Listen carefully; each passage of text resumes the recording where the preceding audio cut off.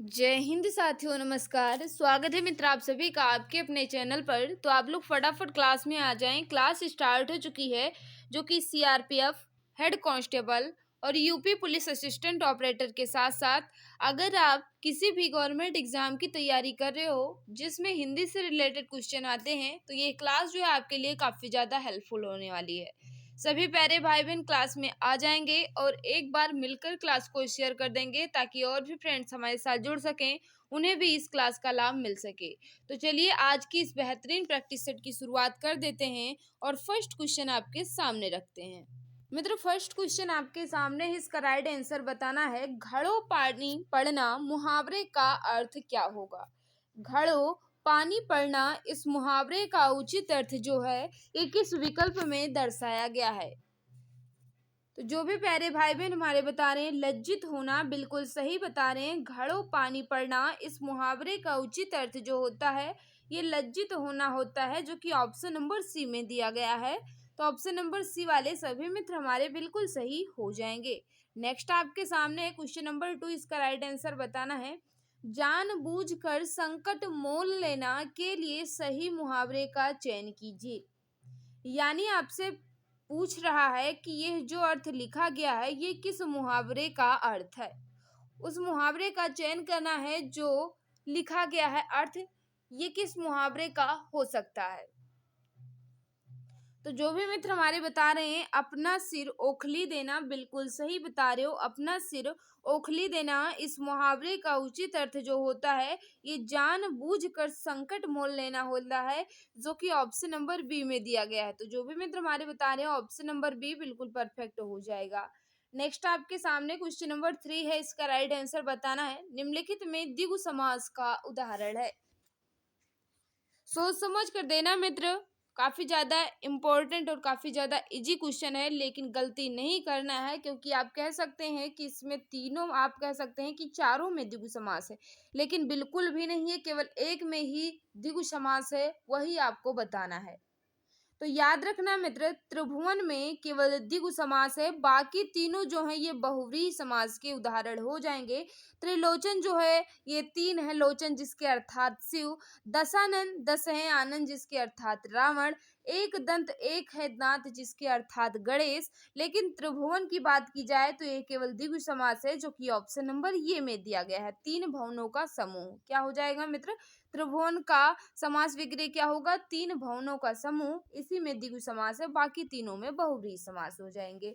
Next आपके सामने है, इप्सित का विलोम शब्द है। इप्सित का विलोम शब्द है, फटाफट बता देंगे क्वेश्चन नंबर 4 का राइट आंसर क्या होगा। सभी मित्र सोच समझ कर बताना राइट आंसर क्या हो जाएगा। तो जो भी मित्र बता रहे हैं बिल्कुल सही बता रहे हैं। इप्सित का विलोम अनिप्सित होगा, जो कि ऑप्शन नंबर बी में दिया गया है। तो जो भी मित्र हमारे बता रहे हैं ऑप्शन नंबर बी बिल्कुल परफेक्ट हो जाएगा। सप्तऋषि में समास है। सप्तऋषि में कौन सा समास है यह आपसे पूछ रहा है। क्वेश्चन नंबर 5 का बता देंगे राइट आंसर क्या होगा। तो बिल्कुल सही है 5 का जो भी मित्र बता रहे हैं द्विगु समास बिल्कुल सही बता रहे हैं, जिसमें पहला पद जो है यह संख्यावाची हो उन्हें हम द्विगु समास कहते हैं। तो राइट आंसर क्या होगा? ऑप्शन नंबर डी बिल्कुल परफेक्ट हो जाएगा। उल्लास शब्द का सही संधि विच्छेद होगा। उल्लास शब्द का सही संधि विच्छेद जो है ये किस विकल्प में दिया गया है? फटाफट बता देंगे क्वेश्चन नंबर 6 का राइट आंसर क्या होगा। तो जो भी भाई बहन बिल्कुल सही बता रहे, उत प्लस लास होगा। उल्लास का संधि विच्छेद बिल्कुल सही है, ऑप्शन नंबर ये यहाँ बिल्कुल परफेक्ट हो जाएगा। मानस का हंस किसके जीवनी पर आधारित उपन्यास है? ये नहीं पूछ रहा है मित्र, ध्यान दीजिएगा कि मानस का हंस किसके द्वारा रचित जीवनी है। ये पूछ रहा है कि मानस का हंस किसके जीवनी पर आधारित उपन्यास है। फटाफट बता देंगे इसका राइट आंसर क्या होगा। तो याद रखना, मानस का हंस जो है ये किसका उपन्यास है? तो आप कह सकते हैं कि मानस का हंस जो है ये अमृतलाल नागर जी का उपन्यास है, और ये किसके जीवनी पर आधारित है? तब आप कहेंगे तुलसीदास जी के। ठीक है मित्र, किसकी जीवनी पर आधारित है? तुलसीदास जी के, जो कि ऑप्शन नंबर ये में दिया गया है। नेक्स्ट आपके सामने है, अज्ञ का विलोम शब्द है। अज्ञ का विलोम शब्द क्या होगा? क्वेश्चन नंबर 8 आपके सामने है, फटाफट बता देंगे इसका राइट आंसर क्या होगा। तो जो भी मित्र बता रहे हैं अज्ञ का विज्ञ, बिल्कुल सही बता रहे हो, ऑप्शन नंबर ये यहाँ बिल्कुल परफेक्ट हो जाएगा। नेक्स्ट आपके सामने क्वेश्चन नंबर 9, इसका राइट आंसर बताना है। जहां बिना कारक के कार्य का होना पाया जाए वहां कौन सा अलंकार होगा? जहां बिना कारक के कार्य का होना पाया जाए वहां कौन सा अलंकार होगा? फटाफट बता देंगे क्वेश्चन नंबर 9 का राइट आंसर क्या होगा।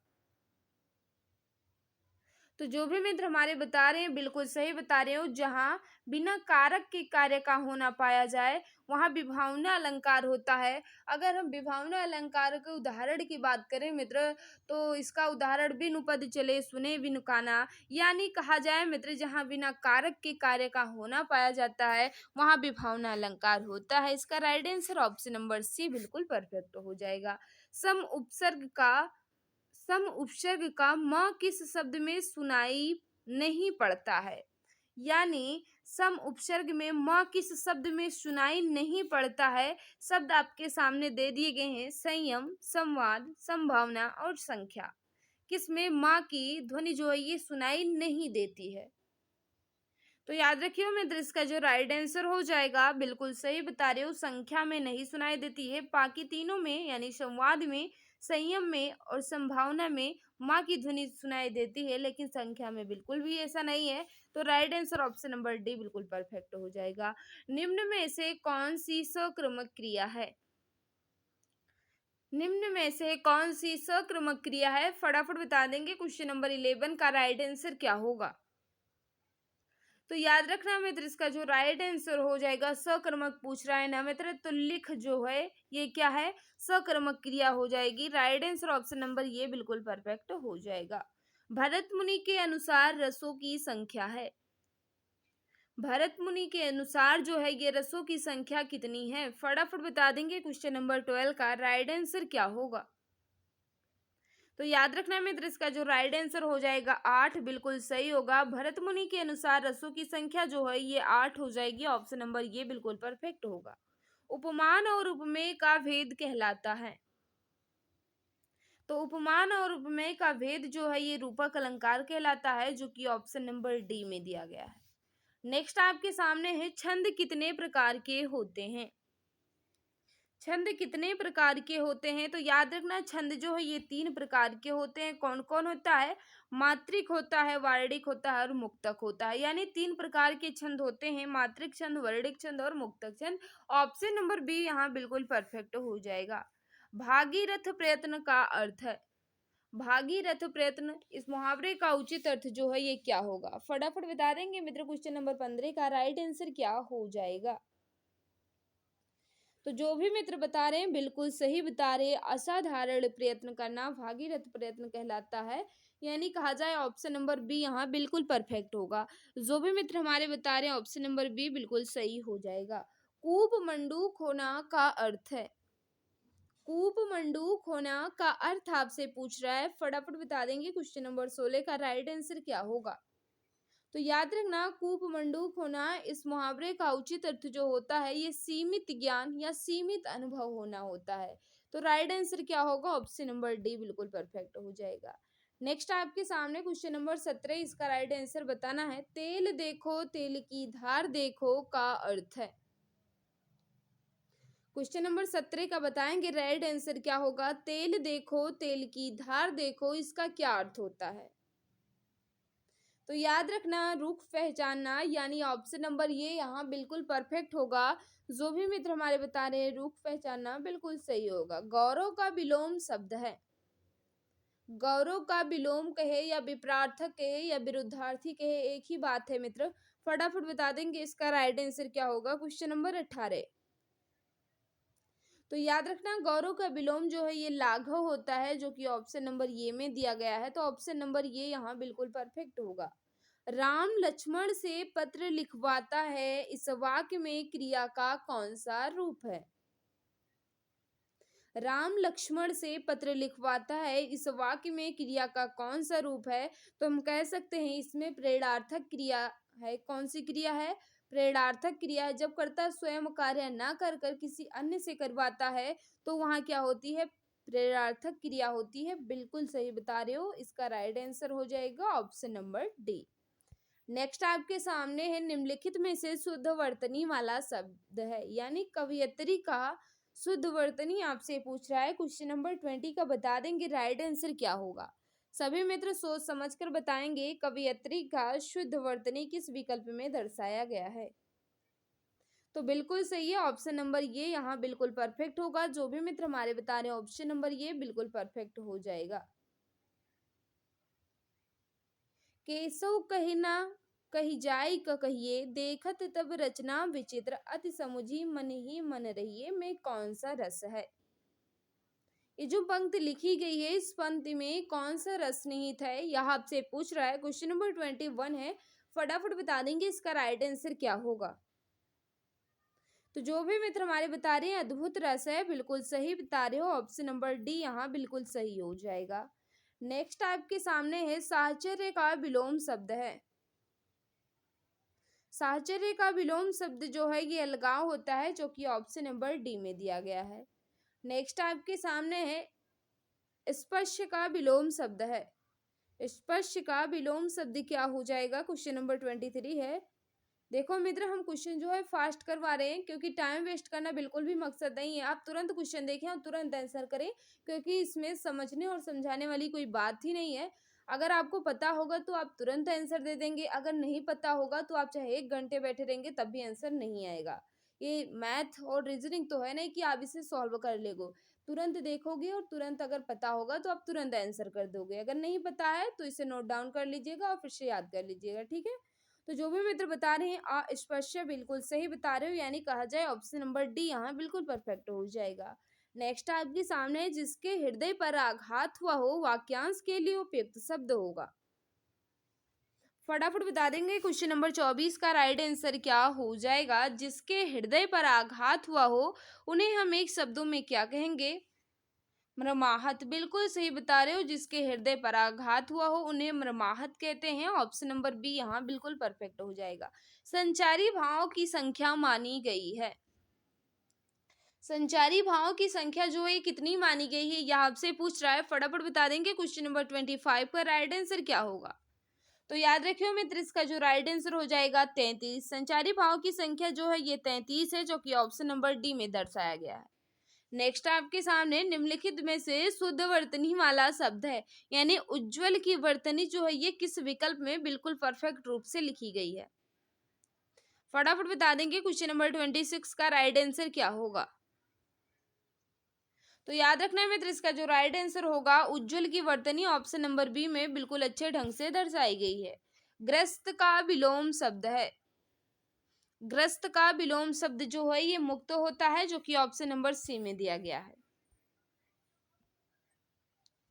नेक्स्ट आपके सामने है, निम्नलिखित में से शुद्ध वर्तनी वाला शब्द है। कलेश की वर्तनी किस विकल्प में अच्छे ढंग से लिखी गई है। तो कलेश की वर्तनी जो है ऑप्शन नंबर सी में बिल्कुल परफेक्ट रूप से लिखी गई है। नेक्स्ट आपके सामने, जिसके पेट में माँ ने रस्सी बांध दी हो उसे कहते हैं। जिसके पेट में माँ ने रस्सी बांध दी हो उन्हें हम एक शब्दों में क्या कहेंगे। फटाफट बता देंगे एक क्वेश्चन नंबर 29 का राइट आंसर क्या होगा।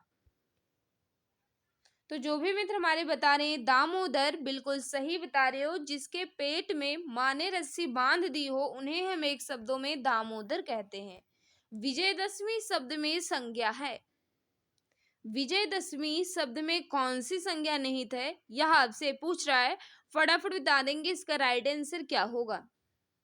तो याद रखियो मित्र, इसका जो राइट आंसर हो जाएगा विजयदशमी जो है ये एक व्यक्तिवाचक संज्ञा के अंतर्गत आएगी। तो राइट आंसर क्या होगा, ऑप्शन नंबर ये बिल्कुल परफेक्ट हो जाएगा। नेक्स्ट आपके सामने है, जिसे किसी वस्तु की स्पृहा न हो के लिए उपयुक्त शब्द होगा। जिसे किसी वस्तु की स्पृहा न हो उन्हें हम एक शब्दों में क्या कहेंगे। बिल्कुल सही, निस्पृह, यानी कहा जाए ऑप्शन नंबर बी यहाँ बिल्कुल परफेक्ट होगा। जो भी मित्र हमारे बता रहे हैं ऑप्शन नंबर बी बिल्कुल सही हो जाएगा।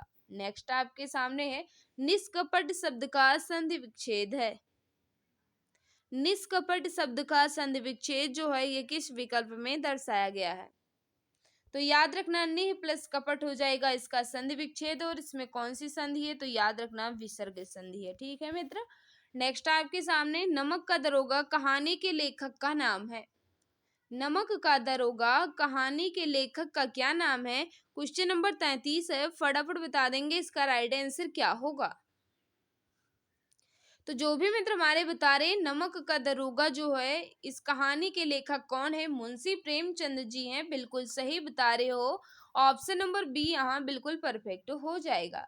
नेक्स्ट आपके सामने निम्नलिखित में से शुद्ध वर्तनी वाला शब्द है, यानी श्रृंगार की वर्तनी जो है ये किस विकल्प में अच्छे ढंग से दर्शाई गई है? फटाफट बता देंगे इसका राइट आंसर क्या होगा। तो 34 का जो भी मित्र बता रहे हैं श्रृंगार की वर्तनी जो है ऑप्शन नंबर सी में बिल्कुल परफेक्ट रूप से लिखी गई है। तो जो भी मित्र बता रहे हैं ऑप्शन नंबर सी बिल्कुल परफेक्ट हो जाएगा। नारियल शब्द का तत्सम रूप है। नारियल शब्द का तत्सम रूप जो है ये कौन सा है, यह आपसे पूछ रहा है। क्वेश्चन नंबर 35 है, फटाफट बताएंगे इसका राइट आंसर क्या हो जाएगा। तो याद रखना मित्र इसका जो राइट आंसर होगा नारियल का तत्सम शब्द जो है ये नारिकेल होता है, जो कि ऑप्शन नंबर ये में दिया गया है। गुरु के समीप रहकर अध्ययन करने वाला के लिए एक शब्द है। जो गुरु के समीप रहकर अध्ययन करता है उन्हें हम एक शब्दों में क्या कहते हैं? फटाफट बता देंगे राइट आंसर क्या होगा। Question number 36। तो याद रखना मित्र जो गुरु के समीप रहकर अध्ययन करता है उन्हें हम अंतेवासी कहते हैं, यानी कहा जाए ऑप्शन नंबर डी बिल्कुल परफेक्ट होगा। जो भी मित्र बता रहे हैं ऑप्शन नंबर डी बिल्कुल परफेक्ट हो जाएगा। आंशिक शब्द में प्रत्यय क्या है? आंशिक शब्द में प्रत्यय क्या है यह आपसे पूछ रहा है। क्वेश्चन नंबर 37 का फटाफट बताएंगे इसका राइट आंसर क्या होगा। तो याद रखना मित्र इसका जो राइट आंसर हो जाएगा आंशिक शब्द में एक प्रत्यय है, जो कि ऑप्शन नंबर सी में दिया गया है। तो जो भी मित्र बता रहे हैं ऑप्शन नंबर सी बिल्कुल परफेक्ट हो जाएगा। नेक्स्ट आपके सामने क्वेश्चन नंबर 38, इसका राइट आंसर बताना है। नवल सुंदर श्याम शरीर में कौन सा अलंकार होगा? नवल सुंदर श्याम शरीर में कौन सा अलंकार निहित है? फटाफट बता देंगे इसका राइट आंसर क्या होगा। तो याद रखना मित्र इसका जो राइट आंसर हो जाएगा उपमा अलंकार होगा, जो कि ऑप्शन नंबर बी में दिया गया है। नेक्स्ट आपके सामने संज्ञा के स्थान पर प्रयुक्त होने वाले शब्द को क्या कहते हैं? जो संज्ञा के स्थान पर प्रयुक्त होते हैं उन्हें हम एक शब्दों में क्या कहते हैं? फटाफट बताओ मित्र। जिस भाई बहन ने अभी तक क्लास को लाइक नहीं किया है हम आपसे रिक्वेस्ट कर रहे हैं, क्लास आपको अच्छी लग रही है तो प्लीज मित्र क्लास को लाइक कर दो। और जो भी प्यारे भाई बहन जो भी मित्र हमारे साथ नए हैं वह चैनल को सब्सक्राइब कर बेल आइकन को प्रेस कर लेंगे, ताकि क्लास की नोटिफिकेशन टाइम टू टाइम मिलती रहे। और एक बार मिलकर क्लास को शेयर भी कर दो, ताकि और भी फ्रेंड्स हमारे साथ जुड़ सके, उन्हें भी इस क्लास का लाभ मिल सके। तो जो भी मित्र हमारे बता रहे हैं कि संज्ञा के स्थान पर प्रयुक्त होने वाले शब्द को हम सर्वनाम कहते हैं, बिल्कुल सही बता रहे हो। यानी कहा जाए 39 का राइट आंसर ऑप्शन नंबर ये बिल्कुल परफेक्ट होगा। निम्न में कौन वर्णिक छंद है? निम्न में कौन वर्णिक छंद है यह आपसे पूछ रहा है। तो याद रखना सवैया जो है ये वर्णिक छंद है, यानी कहा जाए ऑप्शन नंबर सी यहाँ बिल्कुल परफेक्ट हो जाएगा। चंद्रकांता उपन्यास के लेखक कौन है? चंद्रकांता इस उपन्यास के लेखक कौन है यह आपसे पूछ रहा है। तो याद रखना 41 का जो राइट आंसर हो जाएगा देवकी नंदन खत्री, यानी कहा जाए ऑप्शन नंबर सी बिल्कुल सही हो जाएगा। हल्दी शब्द का तत्सम रूप है। हल्दी शब्द का तत्सम रूप जो है ये क्या है? क्वेश्चन नंबर 42 है, फटाफट बता देंगे राइट आंसर क्या होगा। तो याद रखना हल्दी का तत्सम जो है ये हरिद्रा होता है, और हल्दी जो है ये कैसा शब्द है? तद्भव शब्द है। कैसा है मित्र? तद्भव शब्द है। और हरिद्रा जो है ये तत्सम शब्द हो जाएगा। ऑप्शन नंबर सी बिल्कुल परफेक्ट होगा। निम्न में कौन मात्रिक छंद है? तो बिल्कुल सही आप कह सकते हैं, मात्रिक छंद जो है ये दोहा भी होता है, रोला भी होता है, चौपाई भी होता है, यानी कहा जाए ऑप्शन नंबर डी यहाँ बिल्कुल परफेक्ट होगा। मात्रिक छंद कौन है, तो कहा जाए ये सभी जो है ये मात्रिक छंद हो जाएंगे, यानी ऑप्शन नंबर डी बिल्कुल परफेक्ट होगा। नेक्स्ट आपके सामने, ए राकेश यहाँ आओ, इस वाक्य में कौन सा कारक है। ए राकेश यहाँ आओ, इस वाक्य में कौन सा कारक है। क्वेश्चन नंबर 44 है, फटाफट बता देंगे राइट आंसर क्या होगा। तो यहाँ संबोधन किया जा रहा है, बिल्कुल सही बता रहे हो, ऑप्शन नंबर डी यहाँ बिल्कुल परफेक्ट हो जाएगा। नील गाय में कौन सा समास है। नील गाय में कौन सा समास है, तो हम कह सकते हैं कि नील गाय में कर्मधारय समास है, ऑप्शन नंबर सी बिल्कुल परफेक्ट होगा। मुख रूपी चांद पर राहु भी धोखा खा गया, पंक्ति में अलंकार होगा। ये जो पंक्ति लिखी गई है, इस पंक्ति में कौन सा अलंकार है, फटाफट बता देंगे। क्वेश्चन नंबर 46 का राइट आंसर क्या होगा। मुख रूपी चांद पर राहु भी धोखा खा गया, इस पंक्ति में कौन सा अलंकार है, तो इसमें रूपक अलंकार हो जाएगा, ऑप्शन नंबर ये बिल्कुल परफेक्ट होगा। एकल शब्द का तद्भव रूप है। एकल का तद्भव रूप जो है ये क्या है, तो अकेला हो जाएगा, बिल्कुल सही बता रहे हैं। जो भी मित्र बता रहे हैं कि एकल का तद्भव रूप जो है ये अकेला होता है, और एकल जो है ये कैसा शब्द है, तत्सम शब्द है। कैसा है मित्र, तत्सम शब्द हो जाएगा। त्याग पत्र उपन्यास के लेखक कौन है। क्वेश्चन नंबर 48 है, फटाफट बता दो राइट आंसर क्या होगा। त्याग पत्र उपन्यास के लेखक कौन है। तो याद रखना, त्यागपत्र जो है ये किसका उपन्यास है, जैनेन्द्र कुमार जी का ये उपन्यास है। राइट आंसर ऑप्शन नंबर ये बिल्कुल परफेक्ट होगा। जो भी मित्र बता रहे हैं जैनेन्द्र कुमार, बिल्कुल सही हो जाएगा। निम्नलिखित में से कौन सा शब्द विशेष्य है। निम्नलिखित में से कौन सा शब्द जो है ये विशेष्य है। क्वेश्चन नंबर 49 से फटाफट बता देंगे राइट आंसर क्या होगा। तो जो भी मित्र बता रहे हैं विशेष की बात कर रहा है, तो अग्नि जो है ये विशेष से हो जाएगा, यानी कहा जाए ऑप्शन नंबर बी बिल्कुल परफेक्ट होगा। नेक्स्ट आपके सामने, दोहा छंद का विपरीत कौन सा होता है। दोहा का विपरीत कौन सा छंद होता है, या आपसे पूछ रहा है, तो हम कह सकते हैं कि दोहा का विपरीत जो है ये सोरठा होता है, यानी कहा जाए राइट आंसर ऑप्शन नंबर ये ही बिल्कुल परफेक्ट होगा।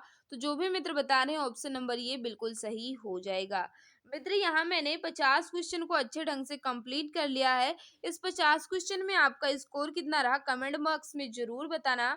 अगर आप सभी प्यारे भाई बहन को इसकी पीडीएफ चाहिए, तो आप हमारे Telegram channel exam Guruji by Arvind sir से जुड़ जाइए, वहां आपको इसकी पीडीएफ मिल जाएगी।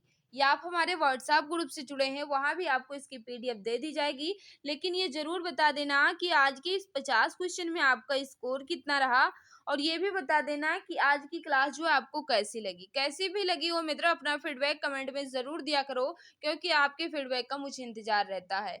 जो भी प्यारे भाई बहन, जो भी मित्र अभी तक क्लास को लाइक नहीं किए हैं, हम आपसे रिक्वेस्ट करना चाहते हैं कि क्लास से आपको तनिक भी हेल्प मिल रही हो तो प्लीज क्लास को लाइक कर दिया करो। और जो भी प्यारे भाई बहन, जो भी मित्र हमारे साथ नए हैं, वह चैनल को सब्सक्राइब कर बेल आइकन को प्रेस कर लेंगे, ताकि क्लास की नोटिफिकेशन टाइम टू टाइम मिलती रहे। मित्र किसी क्वेश्चन में डाउट है तो आप बेझिझक कमेंट करके पूछ सकते हैं, मैं जवाब देने की पूरी कोशिश करूंगी।